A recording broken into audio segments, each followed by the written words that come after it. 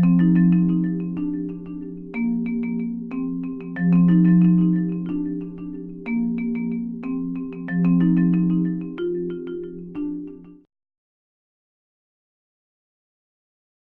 right, so Eric's a tough act to follow, but you'll see a lot of themes come through both presentations. So I'm Brian O'Neill. I'm CTO for a company called Health Market Science, and what we're going to go over is a lot of analytics. So where Eric focused on the messaging piece of the architecture, I'm going to focus on the tail end of that, which is producing all the stats that you need to put on the screen and dashboards and stuff. So I figured I'd start with a little breakdown of what the talk is going to go over. So there's a little bit of something for everybody here. I'm going to go through the motivation why we use Cassandra in the first place, Polyglot persistence, which you saw a little bit in Eric's, and then a heavy focus on analytics and Lambda architecture. Has everybody heard of Lambda architecture? Everybody? No? Okay, that'll get pretty deep, so if you want me to go slower, we'll slow down at that point. Okay. So let's start with the motivation, and I'm going to talk a tiny bit about our company, but just as sort of as motivation for using Cassandra. So originally we were a database company. We produced a single database, which we called a master file, which had every practitioner in America in it, right? Every healthcare practitioner. And then we supplemented that with every organization, every healthcare organization in America, and then started drawing affiliations between all those practitioners. Excuse me? Oh, okay, yeah. Oh, like this? All right, maybe I'll stay put. We'll see. Okay, so then we started to sprinkle in all the affiliations between all those different entities in the system, right? And soon we were able to answer lots of different questions in the health market space. So we layered services on top of that. So when you walk into a pharmacy with a script from a doctor, it actually has to check that script, make sure that doctor was eligible to prescribe that drug at that point in time, right? So we sit on the back end of that. We have to answer that question, 200 milliseconds all the time for all the top pharmacies out there.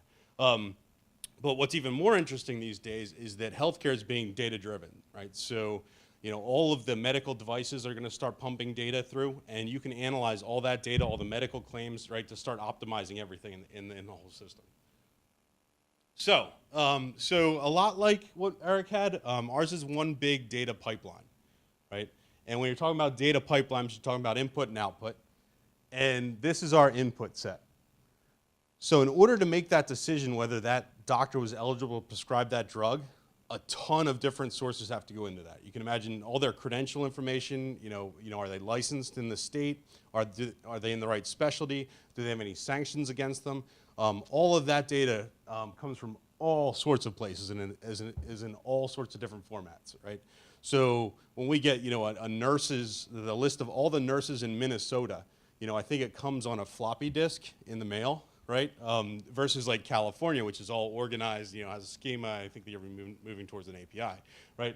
But in our system, we need to be able to ingest all of that stuff, right?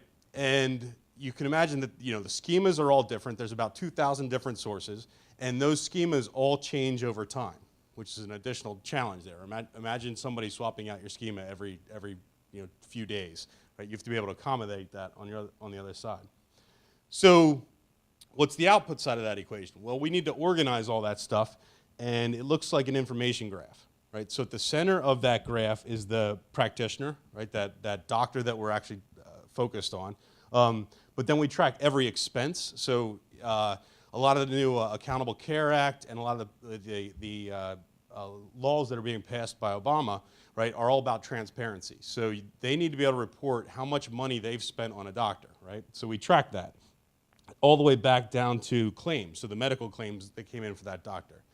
So the insights that we can provide to the pharmaceutical companies are, see how much money you're spending on a doctor and see if you're actually influencing their behavior, that kind of thing, right? So pretty interesting in the end. So those are just some numbers. I think there's 8 million practitioners in America. We do about 5 billion claims. We hold on to 5 years of history. So, in the big data sense, it's not that big. We're in the billions, but it's not, not tremendous billions per day, which is some of the, advertising kind of use cases. All right, so all of that sounded easy except for the fact that we have incomplete capture. So, right, so when we're pulling social information from like Twitter or LinkedIn, right, we only get some of the doctors and only some pieces of data about them. You know, and then when we're pulling licensing information, we have to be able to put those two together without any kind of foreign keys, right? So we have to be able to match that data together quickly, right? And then we also have to make decisions like, okay, I got two addresses, one from this state and one from this state for the same doctor, who's right? And we call that consolidation. But once we do that, and I already alluded to some of the questions we can answer, right? This is our target, right? And we really want to, you know, identify fraud. You know, we're after the bad guys. You wouldn't believe that, you know, when a doctor passes away, people then go exploit those credentials for as fast and as long as possible, right? To write as many illegal prescriptions as they can. So we're trying to take fraud, waste, and abuse out of the system, trying to optimize sales operations for our customers, that kind of thing. Okay, so a lot like Eric's pipeline, you know, we have a pipeline where data comes in. We have to try and make sense out of that data. We call that ingestion, right? So we tag all the data, we standardize it, we map it. As you can imagine, everybody, like, you know, one person might put M in the gender field, another puts male. Like, as simple as that, it can cause problems. Once we've made sense out of it, we have to incorporate it, which says, you know, is this a doctor that I've seen before? And to answer that question, I have to match it across all the data that I have. If it isn't somebody I've seen before, then we enumerate it. This is a new doctor. And then once we've enumerated and decide, okay, I have a doctor, I now need to associate that with all the other different organizations that they might be affiliated with. I have to try and decide on that relationship between that doctor and an organization. Are they employed by them? Do they just refer people there? All those kinds of decisions. And then in the end, where I want to spend a lot of time in the talk, is the analytics side, right? So we want to provide real-time dashboards for what's going on out there in the healthcare space to all of our clients because they really care, right? So that's where we're headed. Cool. So any questions on the use case itself? Okay. So now, I guess we were in the game a little after Eric, so, and I brought my throwback jersey. Like, we were up here in 2011 looking at Cassandra to just solve the problem of those multiple schemas, right? The changing schemas, because our legacy system, we had an Oracle database, and if you can imagine trying to accommodate 2,000 different schemas in a hard schema database, you basically have to build this meta layer that's untenable. Like, you just can't do it, right? So it was terrible. So we came up, we saw Cassandra and said, we can probably use this, but we need to drop a web services layer on the front. So our pipeline initially was just DropWizard. Does everybody know DropWizard? Yes? Okay, love DropWizard, right? It's basically just Jetty with some standards wrapped around it. So we put Jetty in front of Cassandra, effectively, and that was our pipeline. That worked out really well, right? It was dirt simple, right? Lightning fast. We could set up a ton of these little DropWizard services in front of a ton of Cassandra nodes, and it was beautiful. We could scale it just by adding Cassandra nodes, or we could scale it just by adding DropWizard nodes, and we were very happy. But, and I have a unicorn, I did not steal that from Eric for the people that were in there. But once you realize that once you start writing to Cassandra, it's impossible to query that data, right? I think everybody has seen a newbie come into Cassandra at a CQLS prompt now and try and do a select with a where clause. It just doesn't work, right? That is incredibly frustrating, right? And I think our entire organization, you know, we came back down from New York in 2011, said, hey, we got the answer, it's Cassandra. We put some data in it, and then 2 weeks later, everybody was yelling at us, right? What the hell? I can't get to my data at all anymore, right? So, you know, so we started experimenting on the indexes side of things and getting really good at indexes, right? And everybody's heard that adage. So you start with your queries with Cassandra, right? And then design your model to support the queries. Okay, we got that message, we internalized it, we did really well, and we had a shit ton of the wide row indexes, right? So I think everybody knows wide rows. So, you know, so this would be one row, you know, an oncologist in Pennsylvania in the zip code 19460. That would be a category, and then these would be every doctor ID, and then where the value is how much I've spent on them, kind of example. Right? That worked, right? And that made everybody happy until we gave this, we have a whole department of data scientists, right? So we got to production with the DropWizard Cassandra solution, supplemented with wide rows, gave it to the data scientists, and they were still saying, well, what the hell, I can't ask any questions that I didn't tell you ahead of time, right? And we had a 1-month development cycle, so that's not gonna work. Okay, so next step, we said, well, we're really smart, and the Cassandra code base is really clean. So we thought we were brilliant and said, you know what, it's so clean that I can throw some aspect-oriented programming, AOP, on top of that, intercept every write coming into Cassandra and push the data over to Elasticsearch. So if you Google around our 2012-ish time frame, you'll see some project of ours, Cassandra triggers, before they were available in the regular code base, which was AOP on top of Cassandra that could push to Solar or Elasticsearch, right? Now everybody was happy, right? Elasticsearch is there, right? But imagine this code. So every write that comes into Cassandra, we're now intercepting, and we're posting HTTP over to Elasticsearch. You can imagine what happened to our writes, right? And now what happens if Elasticsearch goes down? Every write is failing to Cassandra, right? So that wasn't good. And in addition to that, when we started supporting our data scientists with sophisticated queries, they needed type information. We didn't have any of that from Cassandra, really, right? So we were like, well, we don't know how to support that either. Okay, so here we were managing, we were able to handle all those 2,000 different schemas, support queries we knew ahead of time, but still not in a great place. All right, so we said we need to so instead of doing this as a side effect of writing to Cassandra, let's flip the model entirely, right, on its head and use Apache Storm in front of everything. How many people know Storm? How many people are using Storm in prod? Anybody? Cool, that's the Kafka question came from. So I'll go through Storm quickly. I could spend a lot of time on Storm, but I just want everybody to get the notional ideas because I want to focus on the analytics. So we'll go through and do a quick overview. So this is what a typical Storm cluster looks like. It does have the concept of a master, right, and that's not great. So, you know, if Eric's not back in the room yet. So Eric, you know, isn't a big fan of Storm. It's got a single point of failure, so it's off his list. It does use Zookeeper for all its coordination. So, you know, it's a natural fit for Kafka because Kafka stores all of its offsets and queuing information over in Zookeeper. So you can set up a Storm Kafka Zookeeper cluster pretty good, pretty well. It's a natural fit. In the end, what you're talking about, though, is supervisors and workers, right? Lots of JVMs that are working on the data. And that's Storm's focus, right? So Storm emerged out of like a JMS nightmare where, you know, you got a lot of JMS people and now managing all these JVMs that are consuming off of JMS. There's got to be a better world than that, and I can build a system where I can just deploy a job out to a set of clusters. That's where it came from. And it fits that bill and solves that problem really well. Okay, so for those that don't know a lot about Storm, I mean, these are the fundamentals in Storm, the primitives, right? So you got a stream of data, a spout. So a spout produces a stream of tuples. Those tuples are processed by bolts, and you fit spouts and bolts together in what's called a topology, right? And then that's how you articulate your data flow in Storm. Okay, so in our case, we started out pretty slow and cautious with Storm. We actually connected it, so we wrote the Storm JMS spout. So we connected it to a regular JMS queue just to get going, right? In fact, we actually connected it to our Oracle, our old Oracle relational database. We had triggers in there populating a JMS queue so we could then see the data as it's changing and put Storm JMS into a topology. So sort of like a infant step there if people are looking to get going without jumping full bore into a Kafka. That sort of worked well. Like I said, it emits tuples. A tuple is just a set of key value pairs. It's really that easy.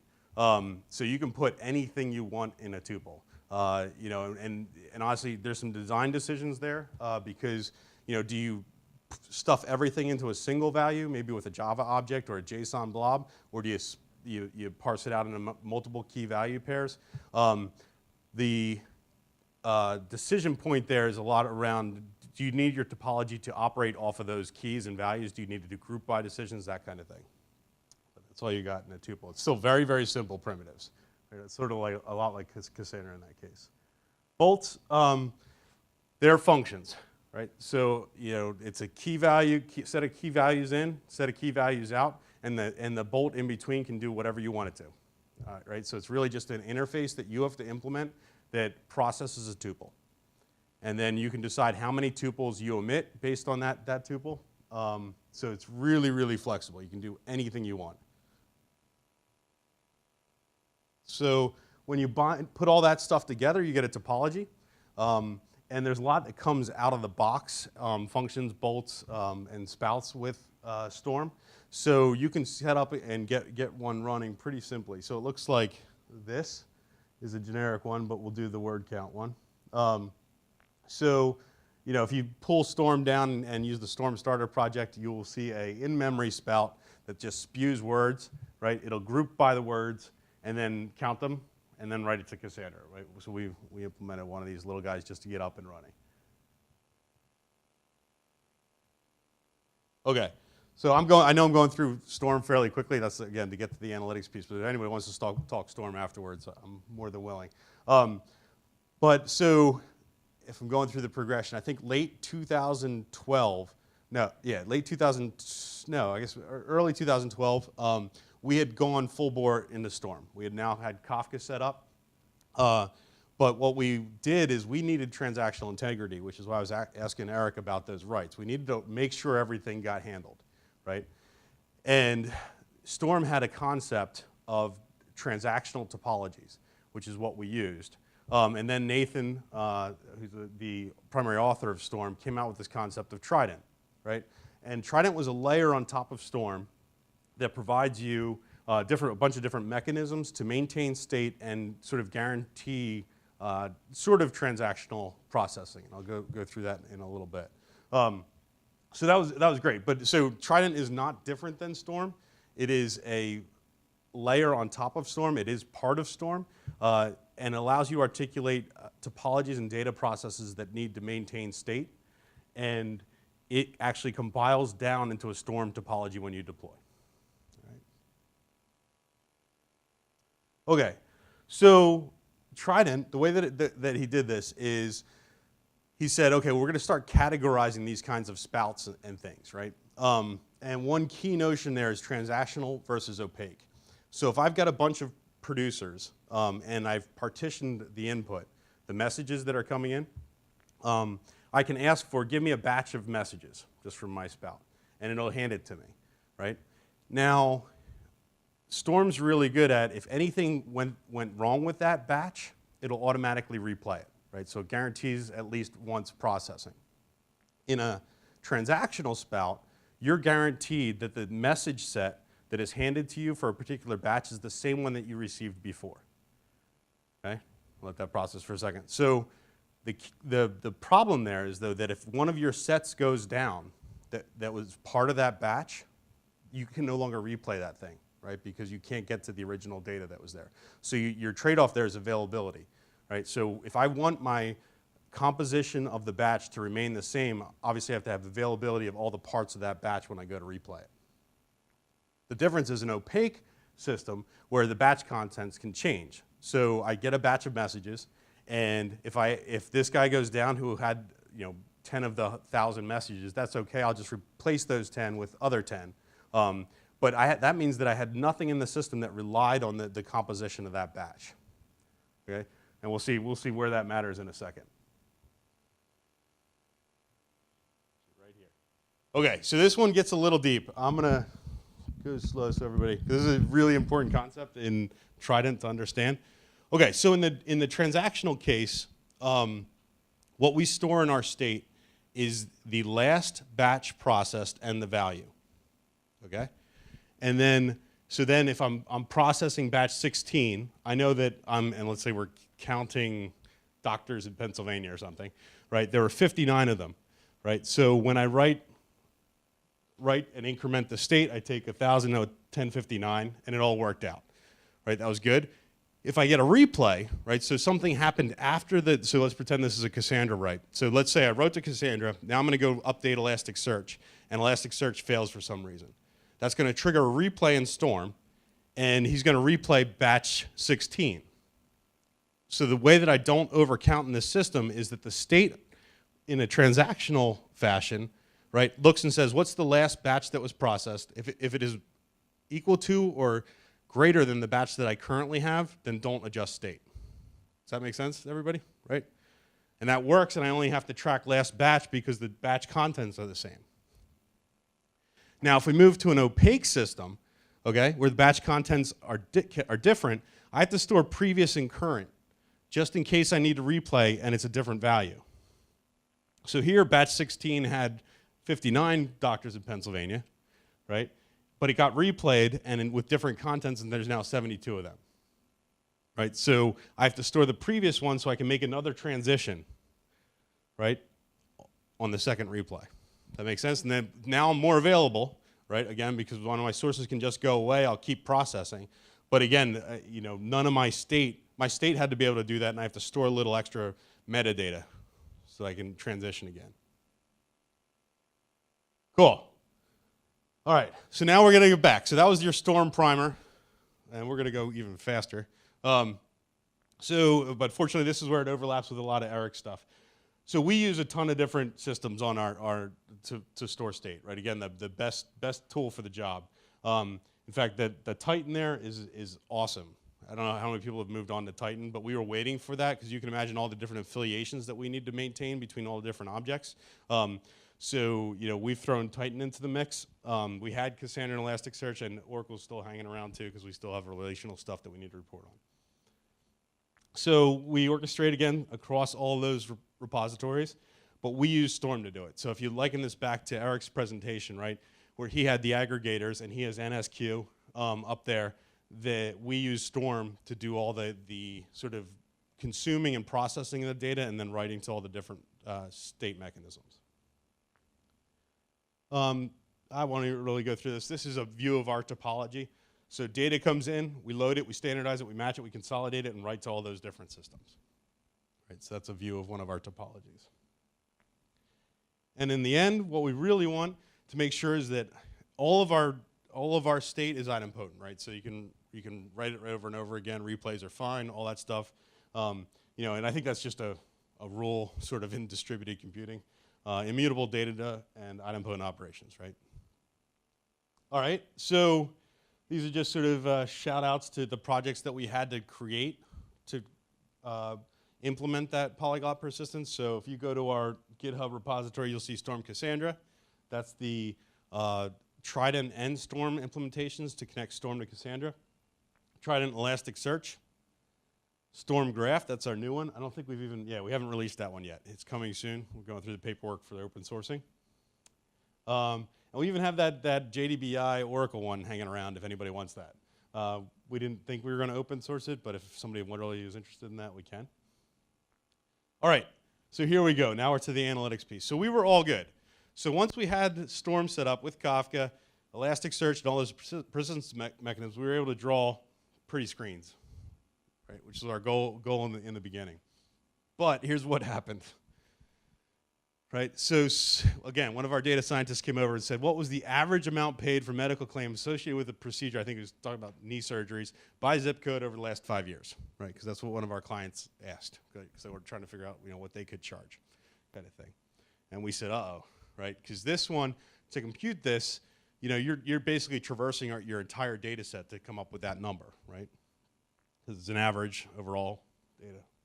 So, I should say over those 3 years, we had fits and starts of Hadoop, right? So we always had like the Hadoop cluster in the corner, but no one really paid attention to it because it was a pain, right? You had to go write yourself your MapReduce job or a pig script, and then it took forever to run. So we didn't like it. We didn't like it very much. I mean, I think I'm not disparaging Hadoop. I think Yarn has a lot of potential, especially with Storm Yarn, right? So put Storm on top of Yarn, use the resource management layer. But for people that have used MapReduce jobs, shoehorning an algorithm into MapReduce is a pain in the ass, right? And then optimizing it can be just a nightmare. So that was not good. So we started looking for alternatives that would do this analytics stuff for us. We saw two things. One was Akunu. So if you guys have been to the Cassandra summits and stuff before, Akunu was awesome, right? We had Akunu, I guess this is the end of last year, and we just signed a partnership with them, and then they got acquired and pulled their products from the market. So we were like, uh-oh, right? Because we had about 6 months worth of roadmap, right, which had Akunu written all over it to deliver all these analytics, some customer commitments and stuff. In addition, I don't know if anybody that knows Druid, Eric Cheddar out there, great system. I mean, absolutely phenomenal. In fact, if you pick up the book that we wrote on Storm, a lot of our examples were around integrating Druid and Storm to get these analytics. I love Druid, but it didn't play well, and it didn't play well with Cassandra, and it's very complicated to set up. I actually submitted an enhancement to it so that the back-end storage mechanism for Druid could be Cassandra, but that's only for deep storage for Druid. So that was good, but didn't really play well in our environment. So we said, okay, what else can we do? All right, so to answer that question that I put up there specifically, what does the average cost of a procedure across zip codes? We said, okay, well, we got these topology things. Why don't we go and use that to pre-compute all those numbers, right, for all the zip codes? And what we figured out is that has a group by in it. And if you take a look at what group bys do, they're not so good, right, is what we realized, right? So, because they set data in motion. So in Storm, when I say group by, it does a repartitioning, right? So Storm takes that batch of data and slices it up into partitions and then gives partitions to nodes, right? When I say group by, so this is actually straight up from the Storm wiki, right, which is the word count example. It does a group by word. Well, you can imagine if you have a normally distributed set, right, when you say group by, every node has to communicate with every other node to get all the data all over the place, right? And then you can make that even worse, and this was exactly what we hit. We started using Storm for our logging, and then we said, okay, well, let's do a group by to count how many errors we've had. Holy shit, right? Because now you took every info message and sent it to one partition, right? That's just terrible. So we sort of learned the hard way that group bys, are just untenable in a scalable Storm system. You've basically single-threaded everything through a single partition. Not good. Okay, and what we wanted to do was counting anyway, right? So if you think about distributed counting, this is the classic system. Everyone's probably seen a sequence diagram like this. Machine A reads the value of Fox. It gets 6 back. Simultaneously, machine B reads 6, right? A adds its 3 to the 6. B, right, adds its 10 to the 6, right? He happily updates it to 16. He happily updates it to 9, and I just lost 10. Right? That's the classic. So relational databases and ordinary systems solve that by locking, right? We hate locks because we're in a distributed world.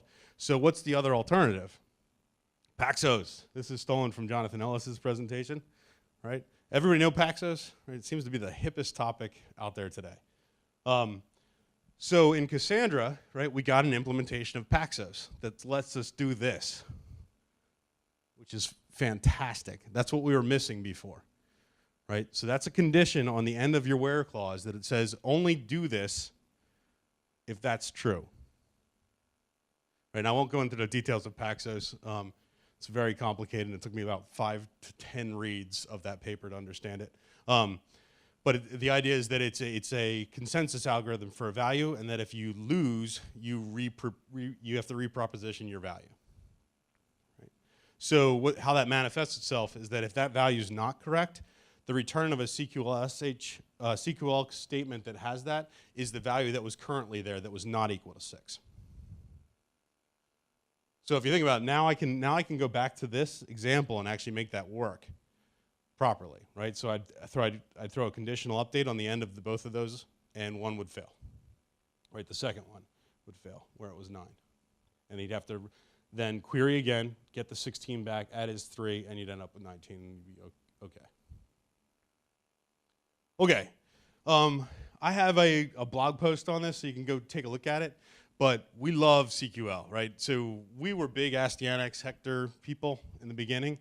We have converted everything over to CQL because it has the conditional updates, it's got batch statements, and it has the availability of collections, right? So if you haven't had fun doing lists and sets and maps and stuff in Cassandra, you can come up with some really cool data models now. So really powerful. In the end, we wrote this thing, Storm Cassandra CQL. We rewrote entirely our Storm Cassandra bridge, introducing CQL. Okay, so now we're going to get intense, just warning everybody. Inside Storm, we wanted the ability to eliminate those group bys because I said that was a problem, right? So we came up with this way to embed aggregation in a state object such that it queries the state, it aggregates its little piece of it, and tries the write, and will loop until it's successful. Right? So that's a big difference. So it looks like this, right? So every tuple in my batch, I aggregate it into in-memory state, and then while I've failed, read the state, aggregate it, and conditionally update the state. Cool? So now we can do this. No more group bys. Right? So now we have two things talking to Cassandra, and each one can go and aggregate its values without doing shuffling the data all over the network. Very cool. Now for that to work though, in Storm we would have had that conditional update's very important.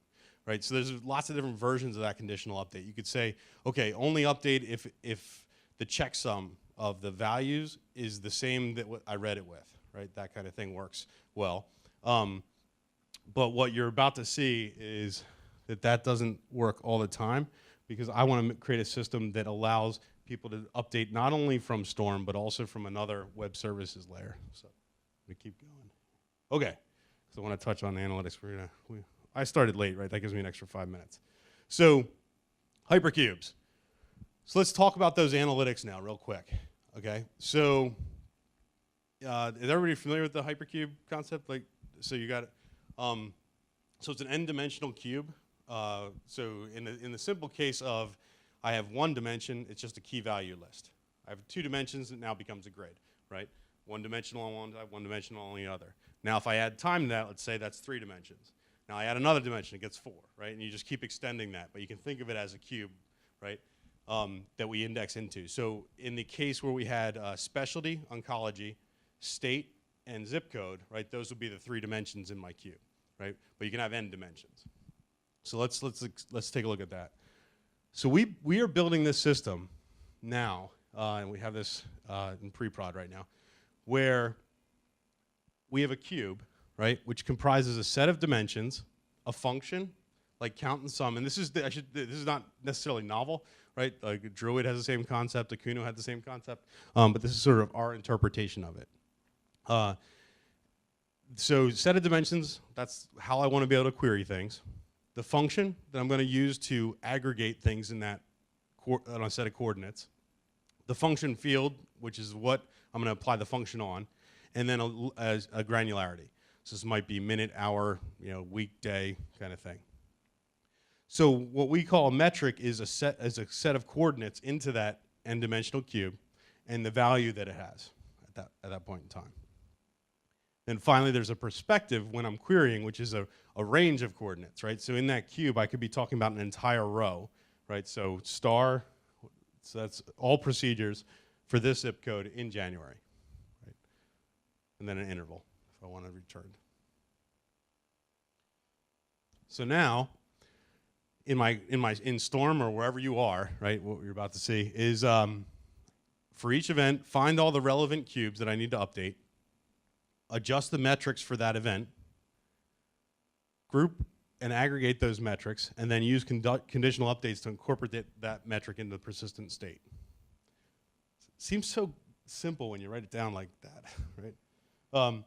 Okay, so I know I'm going really fast now, but I'm trying to squeeze in a lot. So I want to get to Lambda architecture. So we've gone over Storm, we've gone over analytics. Final piece is this Lambda architecture thing. And this is taken, I forget, from somebody's description, a D-Zone, looks like a description of what Lambda architecture is. Right? You might want to just read through that. Computing arbitrary functions on an arbitrary data set is a daunting problem. There's no single tool that provides a complete solution. Solve the problem of computing arbitrary and real-time decomposing problem into 3 layers. That's the important part. The batch layer, the serving layer, and the speed layer. All right? And this bothers me. I'm not a big Lambda architecture guy, and I'll show you why. So when you decompose it into batch layer and a speed layer, and you use 2 different tools for that, right? Then I have to articulate my algorithms and everything twice. And we literally found ourselves in this problem, right? Do I write a pig script over here, and then I also have to write a Storm topology that does the same damn thing, right? And then if I want to put it in web services too, do I have to write something else over there? So it was a pain, right? So is there a way to do it with a single tool and a single approach, reuse the logic across the layers, or can we collapse the layers and sort of eliminate them? Right, so this is the traditional interpretation of Lambda architecture, where I've got Storm, I've got Hadoop, I've got a serving layer, right, which could be anything sitting on top of HBase, right, and I got the data stream up front. And what's bothering me terribly is this fork, right, up front. So we gotta get rid of that. So let's talk about our problem. So what if we could do this, right? A web service that receives an event, and we have this, right? So all those different sources, these people are pushing us data through our API, right? We want to be able to give them an immediate acknowledgement so they can't sit there with their HTTP connection and wait for us to do everything, right? We want a high likelihood that it'll be immediately available in the dashboard, right? And then a guarantee that it will eventually make it to the dashboard, right? So we sort of relax this constraint a little bit. And then from an architect's perspective, I want to be able to reuse my code logic, right, across all of this stuff, and I want it to be fault tolerant. So how do I do this? Okay, we've made it. All right, this is actually, so all of that was just so we could talk about these last few slides. All right, and I think this is sort of a unique, not necessarily a unique approach. I mean, you saw it a little bit in Eric's, but in the Storm community, reimagining that Lambda architecture with this slide, I think, is a new thing. So in our case, we have our clients push data to our DropWizard service. We embed Storm in our web services layer. This is very funky, okay? So Storm usually runs in these workers, JVMs, right? But when you look at Storm, just like Cassandra, it's a very simple, I mean, it's just Java code, right? So we went and looked at it, said, okay, this is easy. We can take Storm and we can construct, if you take a look at Storm, you can find a mock tuple class in Storm that you can use for testing. We said, well, why don't we just instantiate a tuple, right, that implements the tuple interface and call Storm's classes. And we did it. It worked, and it's really cool. So now we can use our state object, the one I was just talking about that does those analytics and the cubing and whatnot, directly inside our web services, which is awesome. So, you know, we can accumulate and aggregate tuples directly in our API and write them every 30 seconds. Very cool, right? But the problem there is that I'm accumulating state for 30 seconds in our web services layer. What the hell happens when one of those nodes dies? Well, I just lost all of my analytics on that node, right? So you still need to get that fault tolerance. So what we do is we push it to Kafka first, right? And Storm actually becomes our batching layer and our safety net, right? So in this original version of the Lambda architecture, it was Hadoop, right? Which makes sense. Just sits there, plugs away, right? And we've sort of flipped it on its head, so it's Storm now providing our safety net if one of the web services nodes goes down. So it looks like this in the end. This is our interaction, right? So post an event to DropWizard. We queue it in Kafka. We aggregate it locally in our state, right? And then we push that into Cassandra, but simultaneously, Storm's pulling off of Kafka, right? And here's the key. If we're using the conditional updates to Cassandra, then it doesn't matter. The Storm layer will pick it up, realize that it's already been incorporated into the analytics, and we're done, right? If it hasn't been because the web services layer went down, it just got backfilled, right? Way cool. All right. So we reused all the aggregations in the state code. That was fantastic. We didn't have to write two different systems. Recomputing a dimension, or even backfilling one, right? So when our data scientists say, I got a new query, that's cool, no problem. I'll just queue all the data in Kafka, it'll be there soon, right? And then it'll be available forever. So we can add a cube into our web services layer and backfill it just by queuing the data, and we're all done. That's really cool. Storm's the safety net, I said.